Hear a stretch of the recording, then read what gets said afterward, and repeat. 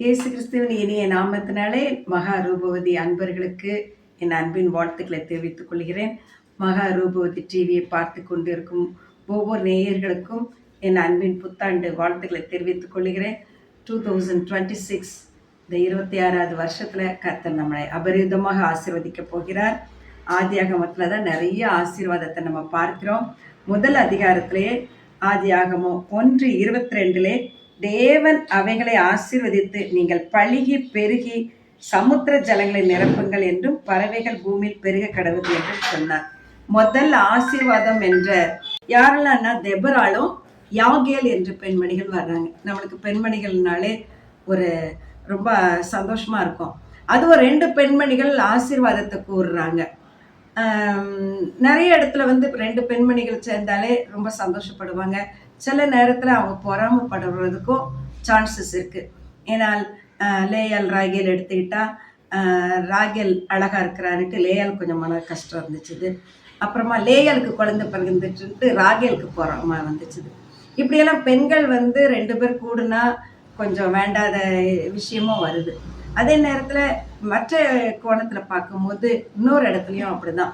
மரியாள் மார்த்தாள், அங்கேயும் பாருங்க, மரியாள் இயேசுவின் பாதப்படியில் உட்கார்ந்துருக்குறாங்க, மார்த்தாள் முறுமுறுத்துக்கிட்டு இருக்கிறாங்க. ஆனால் நம்ம இன்னைக்கு ஒரு பெண்மணிகளை பார்க்கலாம். நியாயாதிபதிகள் புஸ்தகத்தில் வர்றாங்க. தெபரால் நேற்று ஒரு அம்மா, அவங்க நல்ல பயங்கரமான ஒரு தீர்க்கதரிசி. அவங்க போரை எடுத்து நடத்தி செல்கிறவர், மற்றவங்களுக்கு நியாயம் சொல்லுகிறவர்கள். அப்போ அவங்க காலத்தில் 40 வருஷம் இஸ்ரேல் தேசம் அமைதியாக இருந்ததுன்னு பார்க்கிறோம். இந்த அம்மா சொல்றாங்க, யாகேல்னுட்டு ஒரு அம்மாவை பற்றி சொல்றாங்க. அந்த யாகேல் பார்த்தீங்கன்னா தைரியமாக ஒரு சத்ருவை அழிக்கிறாங்க.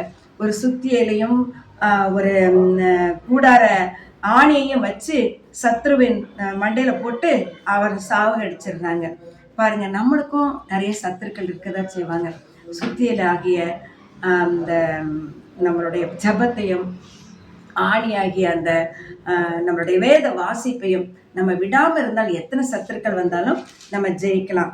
இந்த அம்மா பாருங்க, நம்ம நியாயாதிபதிகளை வர்ற 5வது அதிகாரத்தில் வர்ற நம்ம தெபராள் அம்மா பாருங்க, 24ஆம் வசனத்தில் போட்டிருக்கிறாங்க, இஸ்ரீக்குள்ளே கேனியனான ஏபரின் மனைவியாக யாகேல் ஆசீர்வதிக்கப்பட்டவள், கூடாரத்தில் வாசமாய் இருக்கிற இஸ்ரீக்குள்ளே அவள் ஆசீர்வதிக்கப்பட்டவளேன்னுட்டு அந்த அம்மா புகழ்றாங்க. பாருங்க, ஒரு பெரிய தெபராளு, ஒரு நியாயம் விசாரிக்கிற அம்மா, இஸ்ரவேலை ஆண்டு கொண்டிருக்கிற அம்மா, அந்த அம்மா ஒரு யாகேல்ன்ற ஒரு அம்மாவை புகழ்றாங்க. பாருங்க பாருங்க எப்படி ஒரு சத்ருவை அழிச்சிட்டாவான்னுட்டு புகழ்றாங்க.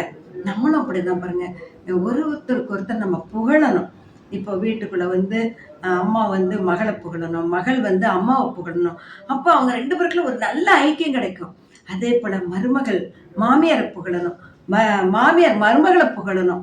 எப்படி நகோமி ரூத்தை போல இப்படியாக நம்ம அப்படியே அட்டாச்மெண்டா இருந்தா நம்மளுக்குள்ள எந்த சத்துருவும் உள்ளுக்கு நுழையவே முடியாது. இப்போ பெண்கள் முறுமுறுப்பாங்க, அவங்கள பற்றி இவங்க கிட்ட, இவங்கள பற்றி அவங்க கிட்ட. அப்ப ஈஸியா என்னது வந்துடுது, உள்ளுக்கு பகை நிறைய வந்துடுது, சத்துரு நிறைய வந்துடுதான். இதனால பொறாம, போட்டி, பெருமை, அப்புறமா குடும்பத்துக்குள்ள சண்டை, சத்துருவு, சமாதானம் இல்லாம போயிடுது. ஆனா இந்த தெபராள் அம்மாவை போல நம்ம யாகேல் அவங்க எப்படி ஆசீர்வதிக்கப்பட்டவர்கள் நேற்று வாழ்த்துறாங்களோ அதே போல நம்ம பெண்களை நம்ம வாழ்த்துவோம். ஒரு பெண்ணே ஒரு பெண்ணுக்கு துரோகியாக இருக்கக்கூடாது. ஏன்னா பெண்கள் மற்றவர்களுக்கு ஆசீர்வாதமாக இருக்கணும். அதே போல நம்ம புதிய ஏற்பாட்டில் கூட பார்க்குறோம் இல்லையா, லூக்காவில் நம்ம பார்க்குறோம், அந்த மரியாள் அம்மா எலிசபெத்து வர்றாங்க. மரியாள் எலிசபெத்து வீட்டுக்கு வர்றாங்க. அப்போ எலிசபெத்து மரியாளுடைய வாழ்த்துதலை கேட்ட போது அவருடைய வயிற்றில் இருந்த பிள்ளை துள்ளிட்டு தான்.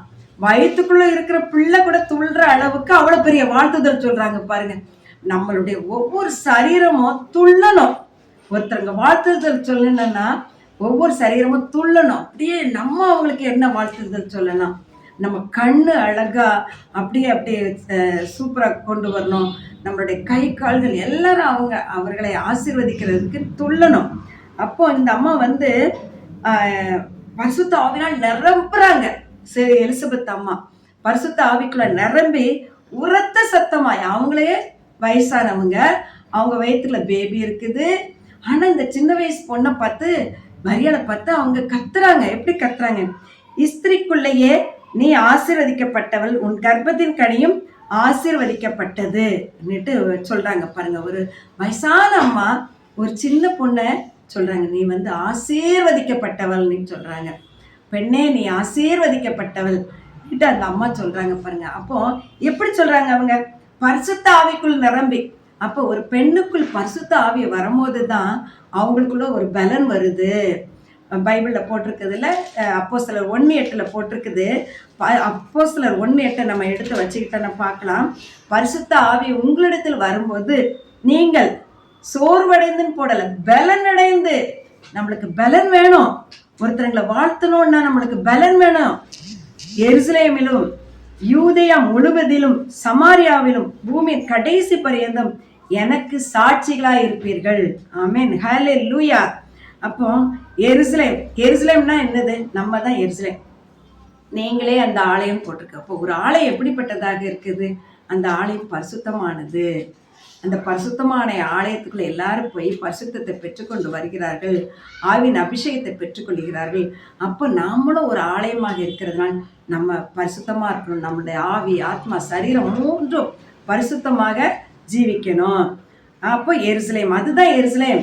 யூதேயா முழுவதிலும்னா, யூதேயான்றது நம்ம குடும்பம். நம்ம குடும்பம் முழுவதும் பரிசுத்தத்துக்குள்ள கொண்டு வரணும். அப்போ ஒரு பெண் ரட்சிக்கப்படணும். ரூபவதியுடைய இலக்குவே என்னதுன்னா, டார்கெட்டே என்னதுன்னா, ஒரு பெண் ரட்சிக்கப்படணும். அந்த ஒரு பெண் ரட்சிக்கப்படும் போது அந்த குடும்பம் ரட்சிக்கப்படும். அந்த குடும்பம் ரட்சிக்கப்படும் போது சமுதாயத்துல ஒரு எழுப்புதல் கிடைக்கும். அப்புறமா சர்ச்சுக்குள்ள, நம்மளுடைய ஆலயத்துல ஒரு சந்தோஷம் கிடைக்கும். அப்போ இந்த சமுதாயம் முழுவதும் ரட்சிக்கப்படும். அப்போ ஒரு பெண் ரட்சிக்கப்படுறதுக்காக தான் நம்மளுடைய இந்த ரூபவதியுடைய டார்கெட்டே அதுதான். ஒவ்வொரு பெண்ணும் ரட்சிக்கப்படணும். ஒவ்வொரு குடும்பத்துல ஒவ்வொரு பெண் ரட்சிக்கப்பட்ட போதும் அப்போ அந்த குடும்பமே ஆசீர்வாதமாக இருக்கும். அடுத்ததாக யூதேயா முழுவதும்ன்றதுன்னு தான் குடும்பம். குடும்பம் முழுவதும் ஆசீர்வாதமாக இருக்க வேண்டும் என்றால் அந்த பெண் வந்து ஆசீர்வதிக்கப்பட்டவளாக இருக்க வேண்டும். அடுத்ததாக சமாரியாவில்னா நம்ம வாழ்கிற பகுதிகள், நம்மளுடைய தெரு, அப்புறம் நம்ம ஊரு, எல்லாத்துலேயும் நம்மளை பற்றி சொல்லணும். அவங்களா ரொம்ப ஆசீர்வதிக்கப்பட்ட அம்மா, அவங்க யாரையும் பிளஸ் பண்ணனா அவங்க ரொம்ப பிளஸ்ஸடாக ஆயிடுவாங்கன்னு சொல்லுவாங்க. அதாவது நம்ம ரூபோதி குரூப்பில் கூட நிறைய பேர் என்கிட்ட சொல்லிட்டு இருக்கிறாங்க, நாங்கள் ரூபோதியில் சேர்ந்த பிறகு நாங்கள் ரொம்ப ஆசீர்வாதமாக இருக்கிறோம், எங்கள் குடும்பம் சமாதானமாக இருக்குதுன்னு சொல்கிறாங்க. அது எவ்வளோ சந்தோஷமாக இருக்குது இல்லையா? மகா ரூபவதி டிவியை பார்த்து கொண்டு இருக்கும் அன்பர்களே, நீங்களும் எங்களுடைய ரூபவதி ஃபேமிலியில் ஒருத்தர் தான்.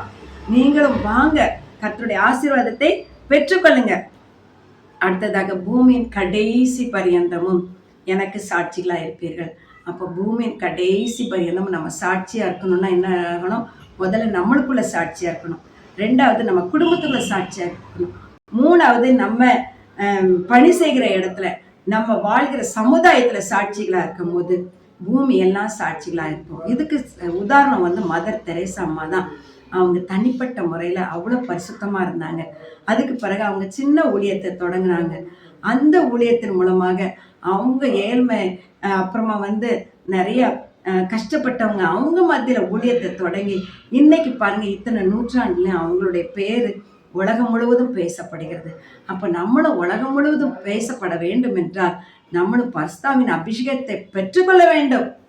அதாவது லேண்டெல்லாம் வாங்குறதுக்கு ரொம்ப பேருக்கு ரொம்ப ஆசையாக இருக்கும். ஒரு லேண்டு வாங்கிடலாம், அல்லது இன்னொரு 10 கிரவுண்டு வாங்கிடலாம், அல்லது இன்னொரு 100 ஏக்கர் கூட வாங்கிடலாம். ஆனால் இந்த உலகத்தையே வாங்க முடியுமா? வாங்க முடியாது. இந்த உலகத்துக்குடைய உரியவர் யாரு? அந்த கர்த்தராகிய இயேசு கிறிஸ்து தான். அவருடைய உலகம். அந்த உலகம் முழுவதும் நம்ம பேர் போனோம் என்றால் நம்ம பரிசுத்த ஆவியின் அபிஷேகத்தை பெற்றுக்கொள்ள வேண்டும். அதில் போட்டிருப்பாங்க, பூமியின் கடைசி பரிந்தம் எனக்கு சாட்சிகளாக இருப்பீர்கள். நம்மளுடைய ரூபவதி உடைய வாக்கு தத்தம் இந்த வருஷம் 2026 வருஷம் வாக்கு தத்தமே எனக்கு சாட்சிகளாக இருப்பீர்கள் என்பதுதான். அப்போ ஒவ்வொருத்தர் சாட்சிகளாக இருக்க வேண்டும் என்றால் தனிப்பட்ட முறையில் நம்ம பிளஸ்ஸடாக இருக்கணும். நான் ரொம்ப பிளஸ்ஸடாக இருப்பேன், இந்த பிளஸ்ஸிங்கை நான் மற்றவங்களுக்கு கொடுப்பேன், மற்றவங்களை நான் ஆசீர்வதிப்பேன். எப்படி ரெபெக்கால வந்து அவங்க பிளஸ் பண்ணி அனுப்புறாங்க பாருங்க கணவனார் வீட்டுக்கு, நீ கொடா கொடியாக பெருகுவாயாக என்று. ஆனால் நம்ம எந்த ஒரு பெண்மணியை பார்த்தாலும் நீங்க பிளஸ்டடா இருப்பீங்க, ஆசீர்வாதமா இருப்பீங்க, கொடா கொடியாக பெருகுவீங்க. நம்ம அவங்களுக்கு ஆசீர்வாதத்தை கூற கூற நம்மளும் ஆசீர்வாதமாக இருப்போம், அவங்களும் ஆசீர்வாதமா இருப்பாங்க. அதனால நம்மளுடைய டார்கெட்டை என்னதுன்னா, பெண்கள் எல்லாம் இன்னும் அமைதியாக, இன்னும் சமாதானமாக, இன்னும் ஆரோக்கியமாக, இன்னும் ஆசீர்வாதமாக இருக்க வேண்டும் என்ற நோக்கம் தான் நம்மளுக்கு. அதனால அருமையான சகோதரிமார்களே, நீங்கள் ஒவ்வொருத்தரை பிளஸ் பண்ணி பாருங்க, அவங்களுக்கு வாழ்த்துதல் சொல்லுங்க. எப்படியாக பவுல் எல்லாருக்கும் வாழ்த்துதல் சொல்றாரோ அது போல நீங்க எல்லாருக்கும் வாழ்த்துதல் சொல்லும் போது அந்த வாழ்த்துதல் அவர்களுக்கு இன்னும் ஆசீர்வாதத்தை கொடுக்கும். ஏசுவாவே சொல்லியிருக்கிறார்ல, மற்றவர்களை ஆசீர்வதிங்கள் தான் சொல்லியிருக்கிறார். யாராவது சபிச்சா கூட நீங்க மற்றவர்களை ஆசீர்வதிச்சிருங்கன்னு சொல்றாரு. அதனால நம்மளுக்கு ஆசீர்வாதமான வார்த்தை மட்டும்தான் வெளியே வரணும். எப்படி ஒரு கிணத்துல இருந்து நல்ல தண்ணி வருதோ அதே போல நம்ம இருதயத்துல இருந்து நல்ல ஆசீர்வாதமான வார்த்தைகள் வருவதற்கு கர்த்தர் கிருபை தருவராக. நம்ம ஜெபிக்கலாம். அன்புள்ள பரமபிதாவே, 2026 எங்களுடைய வாயில் வார்த்தைகள் எல்லாம் கர்த்தாவே ஆசீர்வாதமான வார்த்தைகளாக வர கிருபை தாங்கப்பா. கர்த்தர் மற்றவர்களை வாழ்த்த எங்களுக்கு கிருபை தாங்க. மற்றவர்களை கொடா கொடியாக பெருகுக என்று நாங்கள் மனதார அவர்களை வாழ்த்த கிருபை தாங்கப்பா. எல்லாரையும் நீங்க பொறுப்படுத்திக் கொள்ளுங்க அப்பா. இந்த மகா ரூபவதி டிவி மூலமாக அநேகர் ரட்சிக்கப்பட கிருபை தாங்கப்பா. நீங்க மகிமைப்படுங்க. உமக்கே சகல ஸ்தோத்திர துதி ஏறடிக்கிறோம். மீட்பர் இயேசுவின் மூலம் ஜெபம் கேளுங்க அன்புள்ள பரமபிதாவே. ஆமென். ஹல்லேலூயா.